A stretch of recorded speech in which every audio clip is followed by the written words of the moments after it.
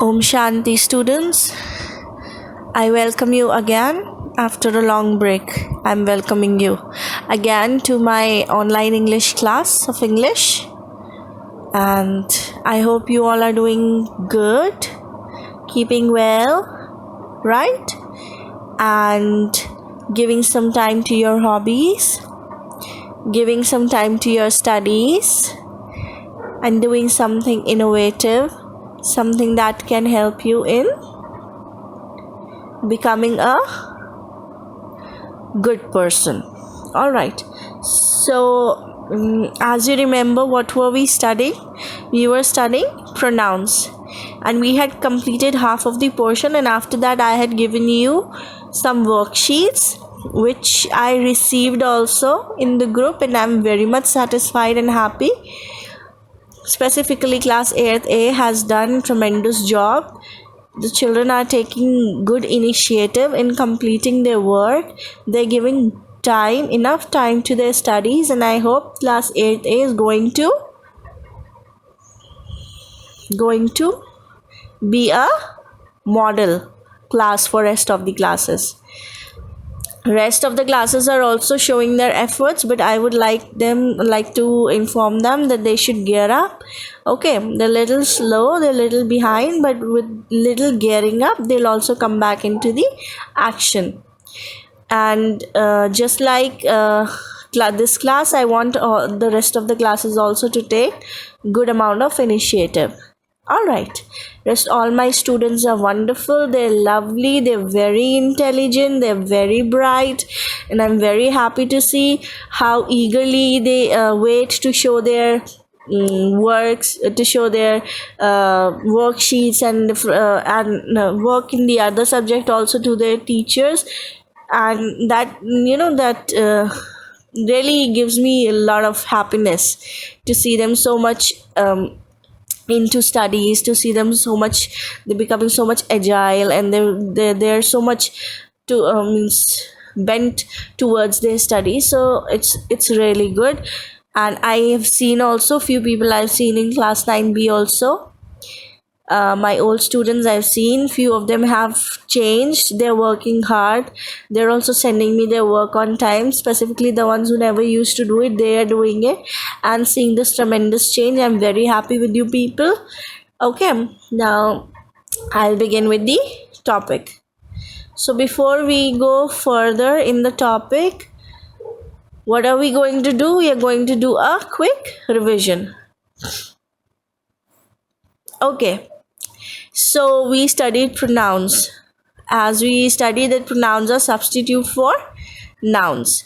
Then we studied kinds of pronouns. In that we had personal pronouns, possessive pronouns, reciprocal pronouns, demonstrative pronouns, reflexive pronouns, relative pronouns. Okay, I'm just keeping the slide on so that you go through it and get an idea. Right, possessive pronoun shows the possession. His, her, their, its. Reciprocal pronoun shows an action, same kind of action which is carried out by two of the people, and both of them receive the consequences of the action simultaneously. What do we use? We use each other, one another in this reciprocal pronouns. For reflexive pronouns, what do you use? You use myself, himself, yourself, ourselves. Okay. Then we also studied interrogative pronouns, which are usually used for asking questions. What, how, which. You children have done exercises also over these pronouns, and you've done it very nicely. Okay, now I'll begin with the new topic. Indefinite pronouns. Okay, this is a kind of pronoun which is very vastly explained because it has a number of subtopics into it. So just study it carefully. Indefinite pronouns constitute a heterogeneous set. One can go about classifying them differently using different criteria. So they are explained differently in different kind of criterias. So indefinite pronouns are distributed in four kind of criterias. So your criteria number 1 is universal pronouns. What do you use for universal pronouns? Each, every, all. Okay. Each refers to two or more people or things, whereas every refers to three or more. So when we are using each, we should keep in mind that we are referring to people in number of two or more than that. And when we are using every, we should know that we are referring to the people in the number of three or more. Okay. For example, Raji walked into the room and gave a sweet to everyone. Okay, not each. Why? Because the more he's giving the sweets to everyone, so there are probably three or more people. Both each and every take off constructions following them. Okay, so does all. Now, all, where do you use all? All can occur immediately before a noun. Therefore, it is more likely to be a determiner. At times, a definite article can also intervene between all and the noun. So sometimes we can also put an article in between the what? In between noun and this all. Okay. For example, all the girls want to imitate Karen. So now all is obviously before your noun. Okay. But in between, what do we have? We have an article which is the. Okay, and then we have your noun as in girls. So all the girls want to imitate Karen. Each of you, now this is an example of each of you should attend the function. That means if there are people in the number of two or more, they all should attend the function. Every one of them came to see me in the hospital. Means probably the people are three or more. That's why we are using everyone. Now we use now we will move to the another criteria of indefinite pronouns. That is another sub portion.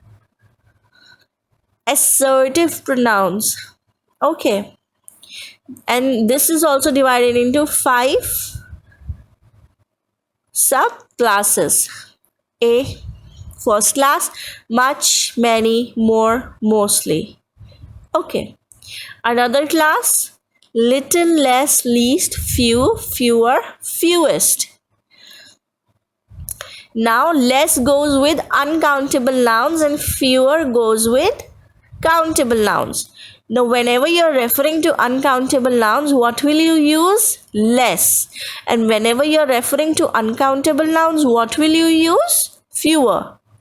But there are some occasions where we are referring to some period of time or some amount of money, there we can use less as along with a countable noun.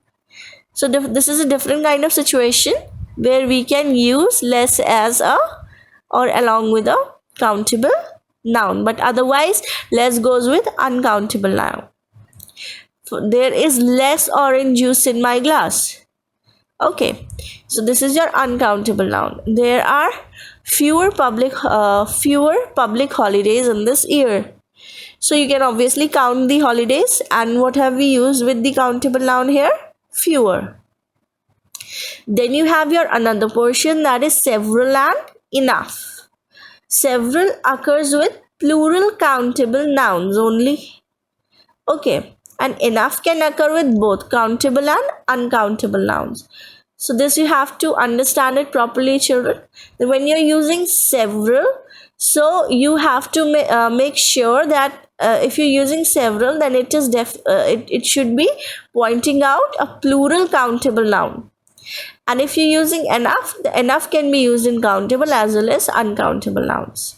For example, Hanif and I met and spoke to several craftsmen or craftsperson. Okay. At the fair, have you packed enough food for the day? So here you can see how several is used, and how enough is used. Now several craftsmen, obviously you can count them, how many number of craftsmen were there. Okay, and have you packed enough food for the day, for a day? Here it is used as an uncountable noun. Okay, have you packed food enough for a day? Here it is used with a countable noun. Enough for a day. Okay, here enough food. Obviously food you cannot count, but enough for a day you can count. So you have to be very clear where you are using a particular pronoun. See, in both the places, both the sentences may seem the same to you, but they have different kind of meaning because enough is used at different places. Therefore at one place it is used along with the uncountable noun, and at the other place it is used along with the countable noun. Your fifth subportion is one. Okay, no, fourth subportion is one. Now this one is used as a pronoun. Basically, okay, this is something which you need not pay much attention on, whether it's used in British English or American English. Let's just see how one is used and where it is used. One should love one's neighbor. One should not think too much of oneself. This mirror has cracked. I need to buy a new one. These grapes are sour. I like sweet ones. I have read a number of stories, but this is the one I like the best. I don't fancy this model, but can I have that one? Which one? The one in the corner. Okay. One once is usually left out after.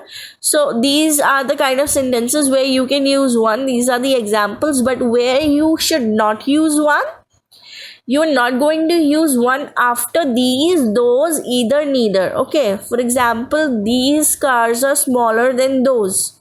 So it is the right sentence. It is complete. You're not supposed to use ones after that. So if you write down these cars are smaller than those ones, it will be a wrong sentence. Okay, it will be a grammatically wrong sentence. So that is what you have to keep in mind while you're using one as a pronoun. Then you have your fifth, the subportion, which is someone, somebody, and something. Some usually goes with positive statements, questions.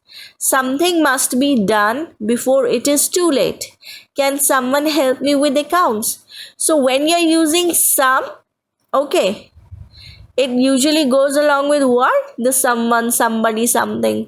They all usually go along with what? Positive statements. They'll not go along with negative statements. And these are the examples. I hope somebody picks up the phone.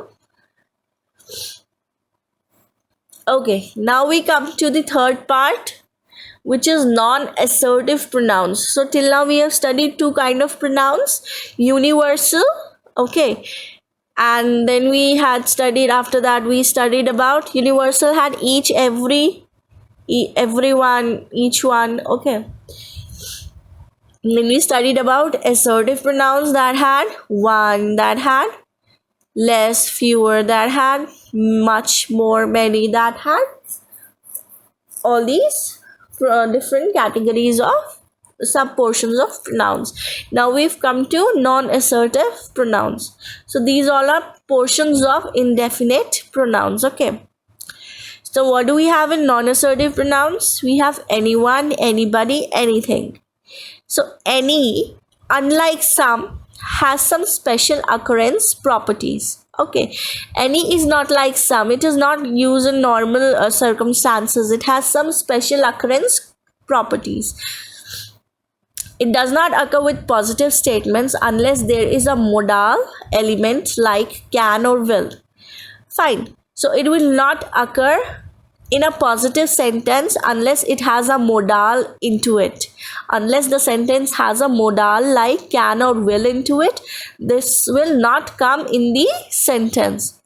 For example, the citizens, okay, I can challenge anybody. So here Then what do you have?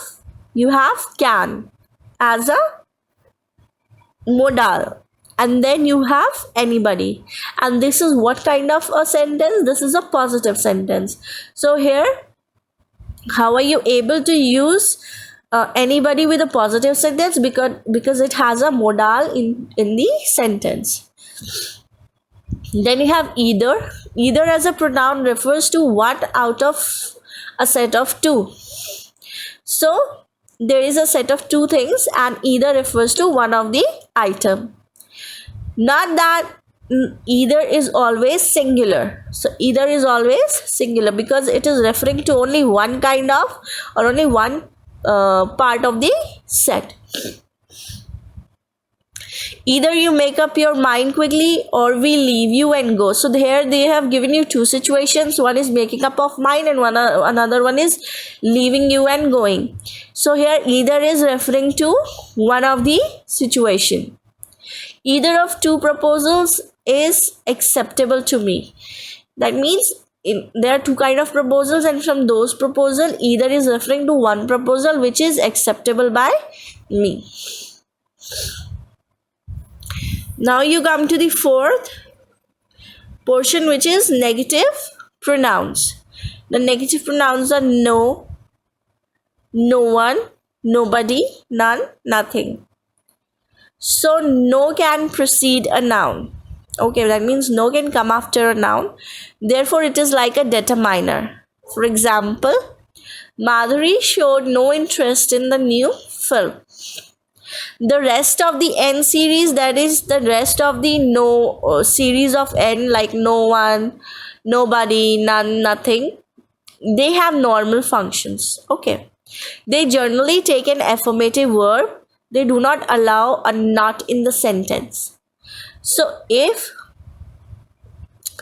you are using no one, nobody, none, or nothing, you cannot use along with it a not also in the sentence. It cannot be, a double negative cannot be used. For example, the police did nothing to control the mob. So this is a correct sentence. But if you'll say the police could not do nothing, that means you are using nothing also, you're using not also, then the sentence is grammatically wrong. Okay, you have to pay specific attention over it, that in a sentence you cannot use double negative. There are certain varieties of non-standard English where a double negative is common.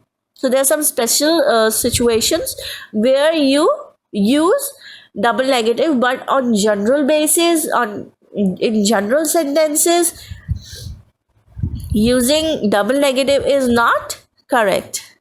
Then you have neither. Neither is the negative counterpart of either. Like you had either, you have neither, and it is also always singular.